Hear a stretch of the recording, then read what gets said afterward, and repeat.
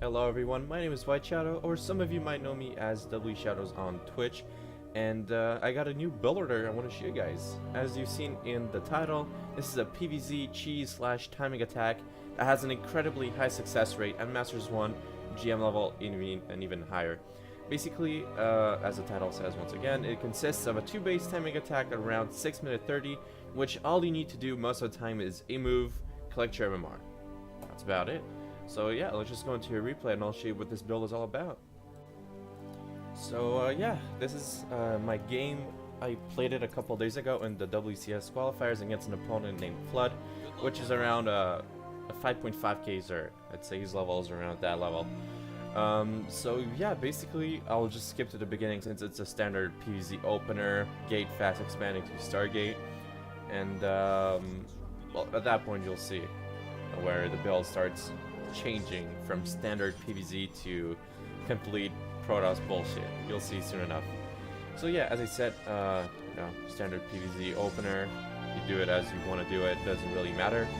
To begin with it, you chrono boost the first adept, once again, usual PvZ, chrono boost the second adept, the first adept, just rally it across the maps, trying to get as much vision as possible, scout if there's going to be a Bane bust, or any early PvZ cheese.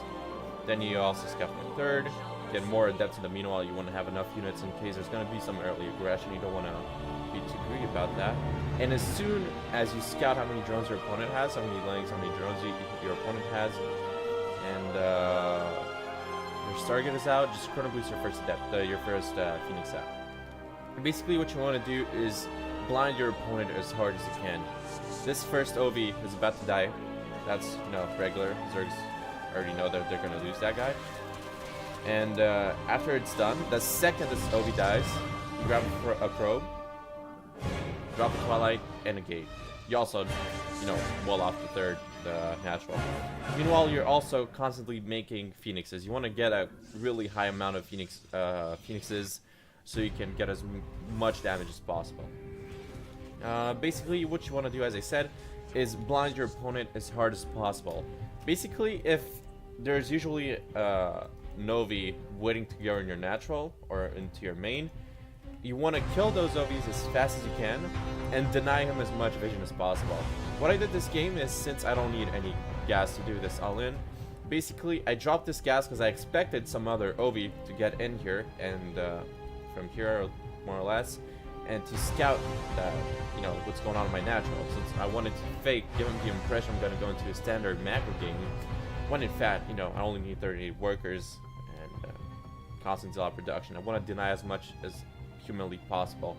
This probe is also here once again to fake the impression that I'm going to go into a third, which I'm not going to, but it can help make your opponent drone as hard as possible. And yeah, this build consists a lot about mind games, tricking your opponent into thinking that you're going to go macro when in fact at around 6:30 you're going to be flooding his base with zealots. So yeah, what you want to do once you have a decent Phoenix count, well, as soon as you can actually, go on the map and start hunting OVs. My opponent did a less than decent job defending, saving his OVs, but it happens. Some players just don't deal with it as much, so they're kind of rusty.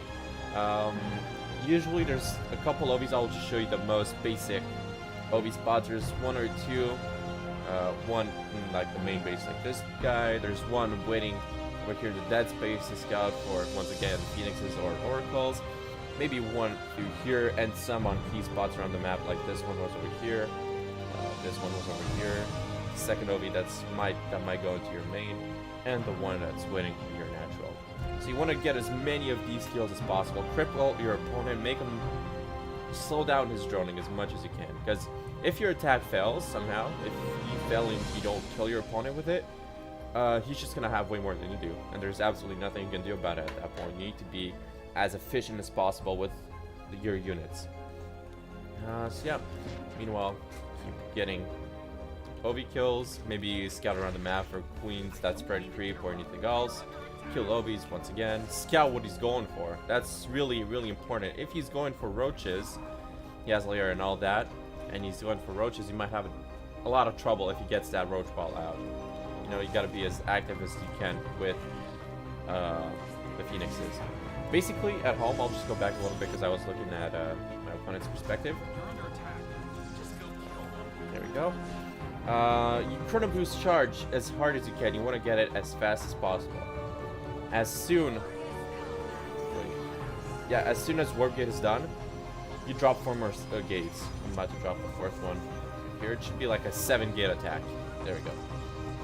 There's this one here, and this game, you know, I've been talking about mind games and all that, but I made a mistake this game. I didn't hide my Zealots. So if a lane got here, and it will at some point in the game, he will scout out my Zealots and might have enough time to react.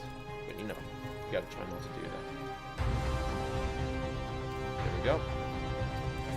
Also, you gotta be sure you have a constant pylon production and Chargelot production. You gotta constantly chrono boost charge. At some point even chrono boost gates, which I haven't done yet, but I'm thinking some way to incorporate that into my build. And constantly be able to warp in. You want to get the fastest amount, the biggest amount of Zealots as fast as possible. At around 6 minutes, you should have enough Zealots to go across the map. My opponent scouted the Zealots, by the way. I'll go back a little bit, and he started mass-producing lings. Right here. This link, there's a link headed straight to my natural. He sees no third. At this point, it's a huge tip-off, by the way. And now he sees all the Zealots. He knows it's time to stop droning. He switches to roaches because, well, that's a reaction to your Zealot all-in. And at this point, I know I have to move across the map. I can't give him enough time. Right now, he has 53 workers, which really is a lot less than he should have. But, you know, I guess he wasn't 100% greedy about this. And now, I just have to A-move, basically, because he doesn't have enough. Right now, he's trying to buy time by preventing me from getting into his mineral line. And this is where the Phoenixes become really handy. What you need the Phoenixes for is to basically, as I said, cripple your opponent, hide the fact that you're gonna all-in as hard as possible, and break choke points. This is really important because if, let's say he gets a roach ball, he has a perfect scout and he knows what he needs to do, he gets a roach ball out, and he sits in a choke like this, like he was going to in the Queens. I'll back up just a little bit. You're just straight up gonna lose. There's no way you can break him, considering he has a better economy than you do, and you know, you're not killing him. You're not doing any damage. So right here, he gets Spines, Roach Warren, and he's gonna sit in the choke with Queens. So basically, lift every single Queen. Meanwhile, I'm trying to DPS down this Roach Warren because I kind of need to. If he gets Roaches out, I'm gonna have a lot more trouble killing him. I don't need to kill the Queens themselves yet. The reason I'm lifting every single one of them is because I want my Zealots to get through, get as much coverage as possible, and just shred their way through everything. Right now, it doesn't matter what I do. I don't think I can throw the game. But that's also a part of it, of the build itself. So I haven't mentioned it yet, but this build is a lot more reactionary than, you know, just a straight up build order. What you need to do is react according to what you see from your opponent, with the Phoenixes, of course. Get as many kills as possible, blind your opponent, all of that good shit. But you also need to scout if he's gonna go roaches or bane nest, or anything else. You need to know if he's gonna keep droning or not. You need to know how many units he has. I'll show you a regular army value graph after this game, after this replay. But what you also need to do is, since you don't have a robo, you don't have a warp prism or a proxy gateway, you need to be on top of your macro. You need to constantly warp in units back at home. You cannot stop warping units. That's the advantage you have. You need to abuse that as hard as you can. I guess at some point, if you know you've done enough damage, you can get a third. I didn't place my pylon correctly, so I didn't place it correctly, but it doesn't matter. At that point, I knew I had won the game. And yeah, constantly warp in.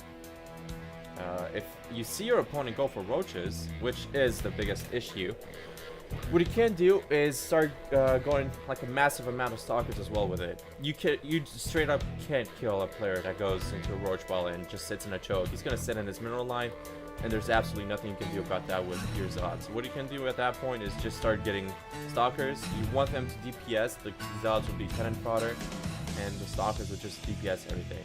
Once again, it's reactionary. You don't just straight up go into Zealot stalkers, because that's not how the build works itself. But you need to react to what you see from your opponent. It's super important that you do that. If he goes into veins, you need to be able to split. If he goes into roaches, you need to be able to transition into a high amount of stalkers so you can, you know, just straight up kill him with the pushes. That's about it, actually. You just want to kill your opponent as fast as possible. Think of ways to trick your opponent into overdroning. As I said, get double gases if you need to, if he has vision of your natural. Hide your shots as much as you can. If he has a Ling, you can kill it, drop a Nexus. As soon as his vision is gone, cancel it. Give it the impression that you're gonna macro, and he's gonna keep droning, like my opponent did. Well, sort of. Let's see how many drones he had before the attack. 42, 41, 47. It's a lot higher than I am, that's for sure. 51, 56. And now he's about to scout that I'm attacking. But yeah, that's about it. We can just leave this real quick. I will show you guys an army value graph. This is how most of your games should look like. But that's about it. Just be careful not to get cuffed by roach balls. That's about it. So basically, yeah, these are the army value graphs that you should have most of your games, and when you do this build, your opponent just overdrones as hard as he can.